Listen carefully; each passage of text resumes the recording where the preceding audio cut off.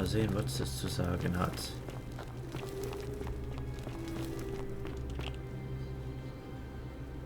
All right, you're here.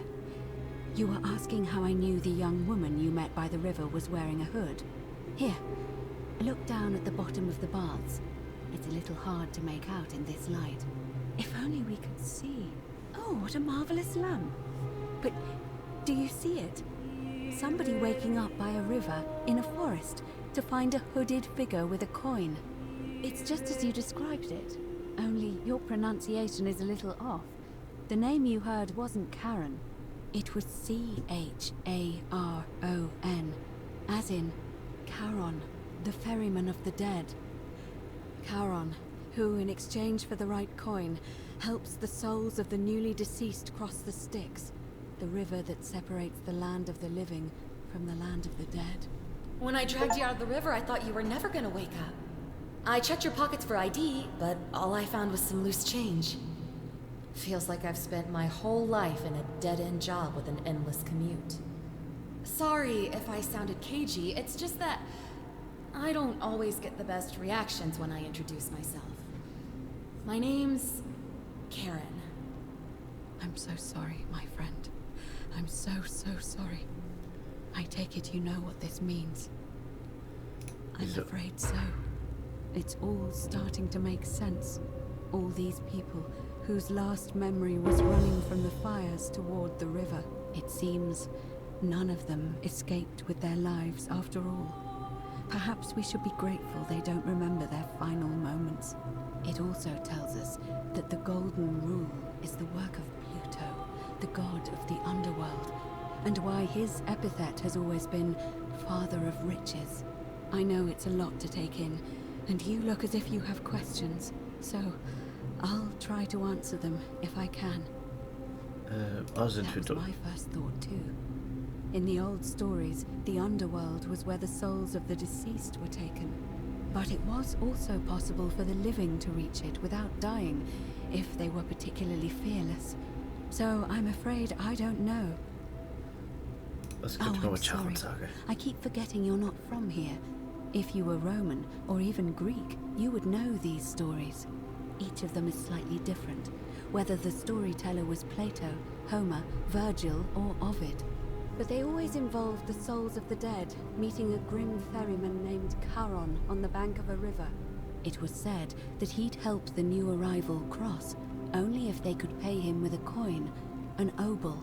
That's why it was once our custom to bury our loved ones with a coin in their mouths. Charon's obol, we called it. Of course, an obol was a kind of Greek coin, because we inherited this knowledge from the Greeks. What's up? To be fair, the ferryman isn't exactly as the poets described, and he, she, they seem to appear to different people in different guises.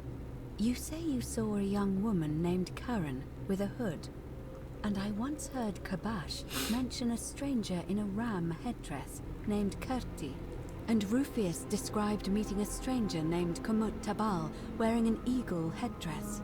But whatever form this stranger took, they were always wearing a hood of some sort, and their name always began with a K sound. I suspect the only way you'll solve this riddle is if your paths cross again. Good question. Let's see. In the stories, Charon would always require a coin as payment for passage across the river, but that never made any sense to me. What does an ancient immortal being need with coins?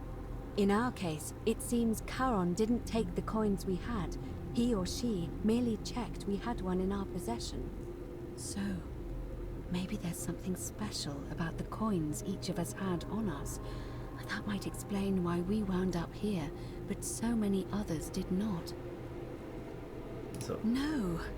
I mean, I had my suspicions, especially after Livia's ramblings, but I would never have figured it out without your help. I promise you. Now that we know where we are, we have to figure out what to do about it, if we don't want to be cast into gold for eternity. We don't have much to go on, except the old stories. I remember 4 in particular about heroes in the underworld. Hercules, the demigod and son of Jupiter. Orpheus, a Thracian poet, Sisyphus, a king of Ephyra, and Aeneas, a Trojan hero. Hercules was able to leave the underworld because he cowed its god with his strength. Sisyphus and Orpheus both relied on their wits instead. They persuaded the goddess of the underworld, Proserpina, to help them escape. And finally, Aeneas was able to escape with the help of a spirit guide, who led him through a secret gate. So it seems you have two options: to confront the god of the underworld head-on, or find a way to escape with the help of Proserpina or some other guide. So.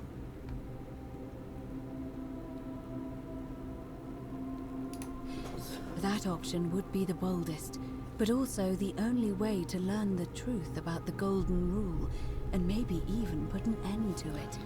As I said, Hercules managed to overpower the god of the underworld, but he was a demigod. Forgive my candor, but you are no Hercules. So. Are you telling me that you can? I won't pretend to understand exactly what that means, but if that's true, then perhaps you stand a chance. So, if you want to confront him, I'll help you as much as I can. Who knows? Perhaps your name will be uttered in the same sentence as Hercules one day. But first, you'd need an audience with you-know-who, and for that, you'll need to enter the great temple overlooking the city. The problem is, the door has been sealed shut for as long as I've lived here, and there doesn't even seem to be a keyhole. I suspect the answer lies in the desecrated obelisk in front of it. I'm not sure if you noticed, but there are 4 plaques missing from its base. It looks as though somebody, or a series of somebodies, forcibly removed them, and in doing so, dishonored and angered our divine keeper. If you could recover and replace all 4 of those missing plaques, I imagine he might be willing to receive an audience again. It's the towering stone monument with 4 sides and a pyramid-shaped head that stands before the great temple, a dedication to the god of this place. You'll find them all over Rome, but of course they were looted from Egypt many years ago. It seems one of them made its way here too, although how is a mystery. However, this one is unusual in that each of the 4 sides is decorated in a different style: Roman, Greek, Egyptian, and another I don't recognize.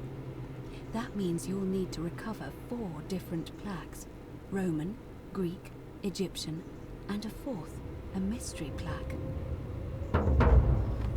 So. I'm afraid you're on your own with that one, but perhaps Kabash, our Egyptian resident, will be able to tell us. Unfortunately, he disappeared weeks ago.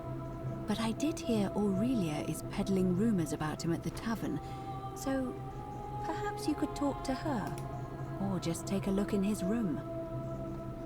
I don't know. But perhaps you should begin your search with the local Greek fellow, Georgius. His store is in the forum. Good question. To answer that, we first need to ask who would have defaced the obelisk in the first place.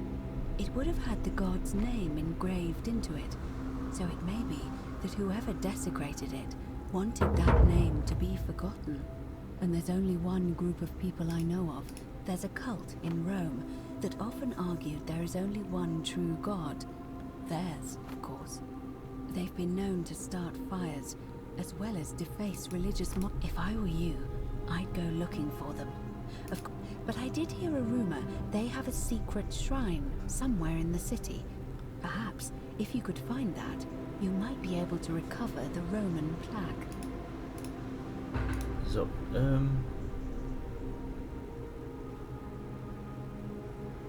It's a reasonable question, but the problem is, this place is fairly well designed to keep us here. There's no way to climb up the shaft. And even if you could build a ladder big enough, just trying it would break the Golden Rule.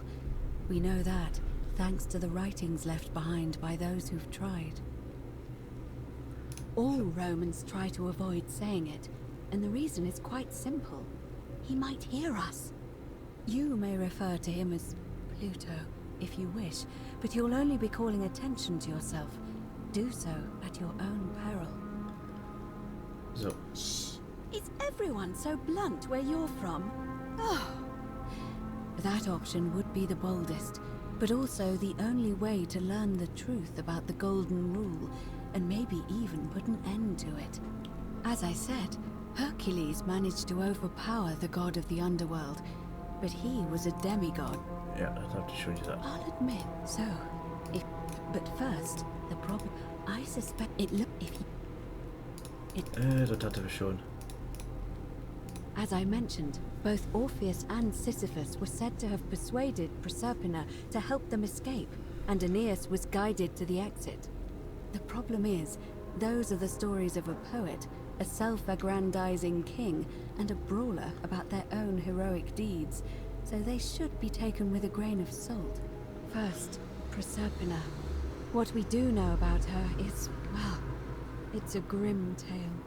It's said the god of the underworld abducted and dragged her here against her will, forcing her into marriage.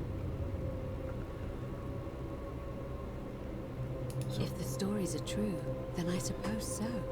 The problem is, how do we communicate with her without being noticed by her captor? Leaving that aside for a moment, there is also the possibility of a spirit guide. I don't suppose you've come across one of those in your travels? Truly? And you're only bringing this up now? Then again, I suppose you were worried I'd think you were as mad as Navia. Can you tell me more? Is it the same voice? What kinds of thing does it say? So. Fascinating. Perhaps she is a benevolent spirit. Or perhaps...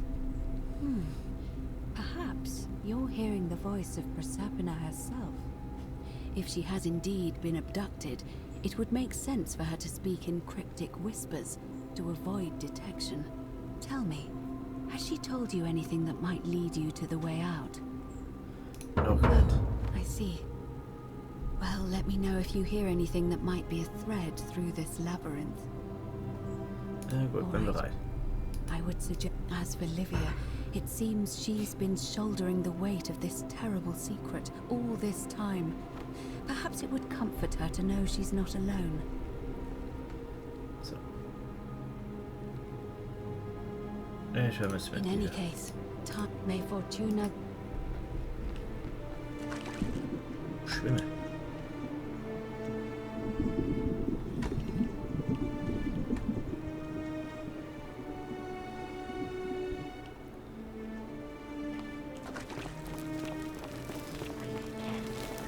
Isn't the great temple majestic? Gegen die Strömung. Wartet gegen die Strömung. Okay.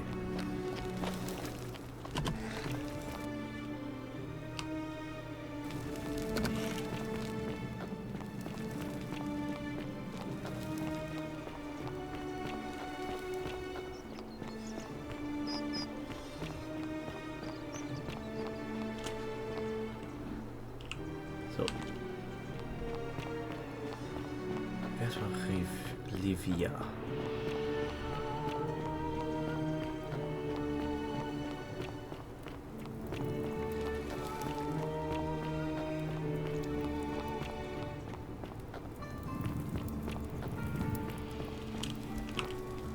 Just as the ocean accepts the rivers of all the world, so this but it does not note it. Say it. Speak its name. Then it is true. I was right. I thought I saw it, but when the rest of them could not, I kept thinking I must have gone insane. I had to tell myself it was true over and over again, until I wasn't sure if I was deceiving myself. I must apologize if my words seem cryptic. I'd found comfort in reciting the Metamorphoses by our great poet Ovid. He gives such an uncanny description of this place. I cannot help but wonder if he himself came here. Would you like to hear it? I will do my best to remember the relevant verse. There is a downward path, gloomy with fatal yew trees. It leads through dumb silence to the infernal regions. The sluggish Styx exhales vapor, and by that way, the shadows of the newly dead descend, entombed with full rites, and the ghosts of those, at last, given proper burial. The wide, thorny waste is cold and pallid, and the newly arrived shades are ignorant of the road that leads to the Stygian city, where Black Dis has his cruel palace.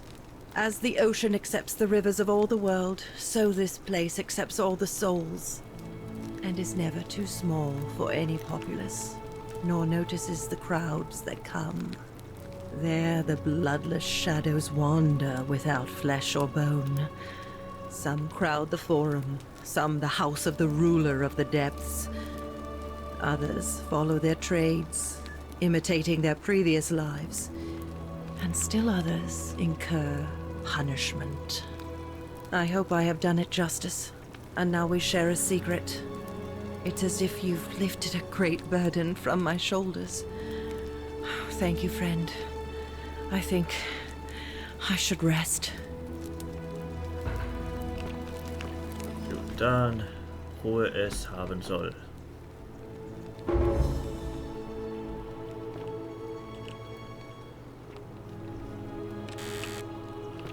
So. Aber kann ich von den einen Typen das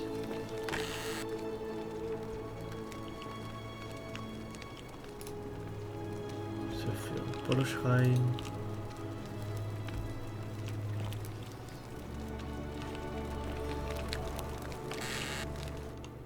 Nein.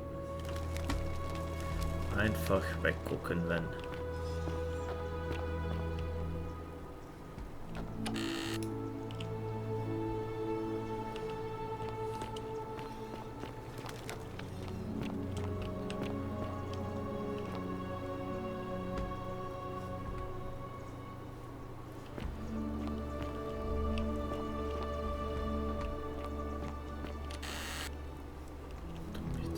Würfelturm.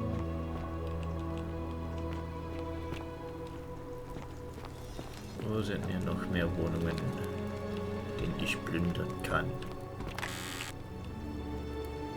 Gedicht von Lerius.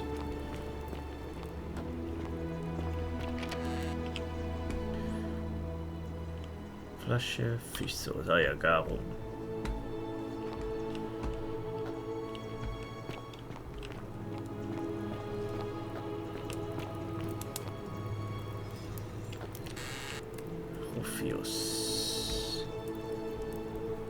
Ah ja, Rufius.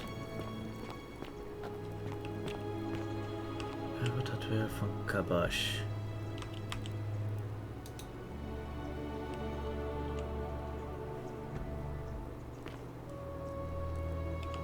Schnitzerei eines Löwens.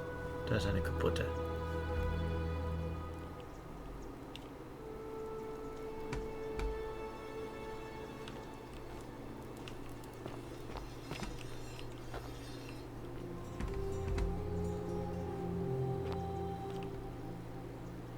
Ich sage, diese Wohnung ist leicht ramponiert, ne?